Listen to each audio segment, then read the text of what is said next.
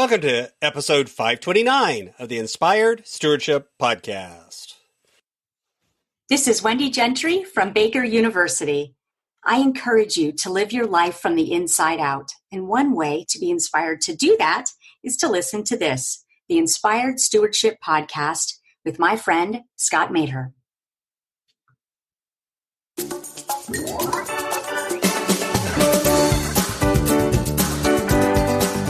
Where you don't have a single thing like this. And on the side, either as a volunteer or as a side business, you go out and begin to do the thing that you're really passionate about, that you're called to do, that lies within your special gifting.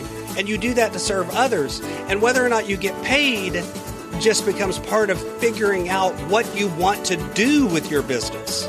It isn't. Welcome and thank you for joining us on the Inspired Stewardship Podcast. If you truly desire to become the person who God wants you to be, then you must learn to use your time, your talent, and your treasures for your true calling.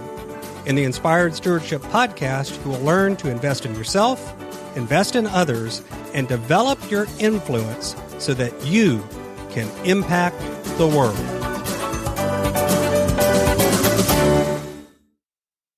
In today's episode about developing your influence through stewarding your talent, I talk with you about why different doesn't mean bad, how you can work and let it be for the Lord if it does no harm, and what this can mean for us as Christians.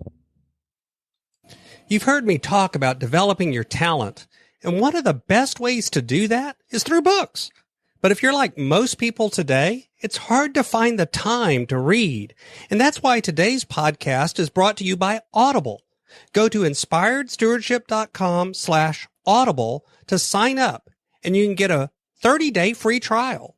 There's over 180,000 titles to choose from, and you can pick one and listen your way to developing your talents via Audible. That's inspiredstewardship.com/audible to get your free trial and listen to great books the same way you're listening to this podcast.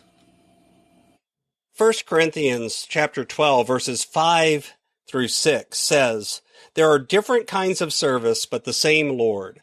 There are different kinds of working, but in all of them and in everyone, it is the same God at work." You know, here's what's interesting to me about this passage.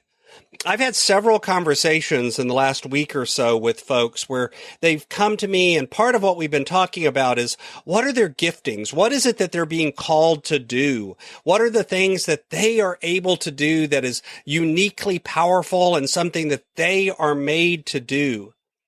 And often, as I talk to them about it, a couple of things happen. One is, first off, and we've talked about this before on the podcast, we're really bad at seeing the things that we're good at and recognizing that they're giftings. This is why asking some people from outside is such a good technique. But the second part, and why I want to talk a little bit about this today, is we often look at our giftings and then compare ourselves to others' giftings. And because they're different, we immediately devalue our own. We look to things being different and immediately assume that means somehow they're worse. They're not as good. They're not as strong. I don't have the giftings that you do, and I wish that I did. We fall into the comparison trap of looking at the work that we do, looking at the things that we're good at, and just recognizing that what we have is different than others. But we turn that difference into a value judgment, where we turn that difference into saying different means lesser, different means bad. And the truth is, go back to the passage. There are different kinds of service, but the same Lord. There are different kinds of working, but in all of them and in everyone, it is the same God at work. And I think it's interesting that in the first part, it talks about service, and the second, it talks about working.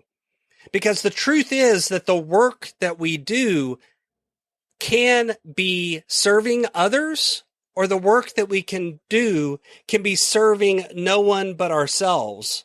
serving to make ourselves into something above others, serving to make ourselves into better or above or the hierarchy. It's about competition and holding everyone else down. Or is your work focused on building others up?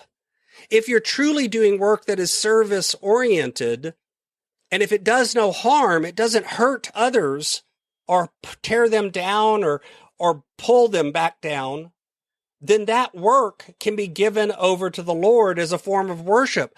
The truth is, by the way, working to serve others can be in almost any job. See, the funny thing is, I think a lot of times if you're a line worker and you work for a major company and you sit a cubicle all day and you just kind of produce data or do certain information or you process financial records and that's all you do all day long, that work is still in service to others. There's still a larger impact of that work. And identifying it, getting tuned into it, is often what gives us purpose. It gives us a feeling of worth in our work. It's one of the things I don't like about a lot of major corporations. They don't do a good job of letting people know how the piece that they're doing fits into the larger whole and what the mission and the purpose is. And because of that, over time, a lot of times companies begin to slip into one purpose and one purpose only, to make money. And that ends up being the result of serving others, not the reason to do the business. But if we turn that around and we start making the chasing of money to be what we're after instead of the result of what we're after, then we've begun to lose that spirit of serving. And that's what gets us all twisted up. So how do you serve others? And what are your giftings? Make lists, think about it, pray about it, talk to others about it, ask that question of yourself and ask that question of the people closest to you. And then when you begin to identify those things, then as a Christian, you're called to use those giftings. You're called to go out into the world and do those things so that you can help other people. You can serve other people. You can lift other people up. That's what we're supposed to do. That's part of our job of spreading the gospel, is living it by doing it. And the funny thing is, as you begin to do that, you will become connected to that work. It will begin to fill you up and give you purpose. And by the way, notice in here, never did I talk about the work that you're getting paid for. You could work a career where you don't have a single thing like this. And on the side, either as a volunteer or as a side business, you go out and begin to do the thing that you're really passionate about, that you're called to do, that lies within your special gifting. And you do that to serve others. And whether or not you get paid just becomes part of figuring out what you want to do with your business. It isn't the be all end all. It becomes the result, not what you're chasing. This lets you keep money in the right place. This allows you to keep your own pride in the right place because it allows you to put others first and put God first and only look to yourself last. And as you do that, strangely, what ends up happening is you get more of what you want. Zig Ziglar said, if you help enough people get what they want, then you're certainly going to get what you want. And this is a version of that. So remember, as you look to your own giftings, that different doesn't mean bad, and that the work you do has purpose.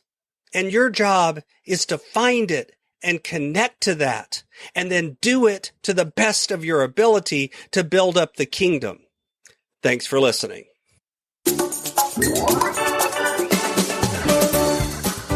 Thanks so much for listening to the Inspired Stewardship podcast.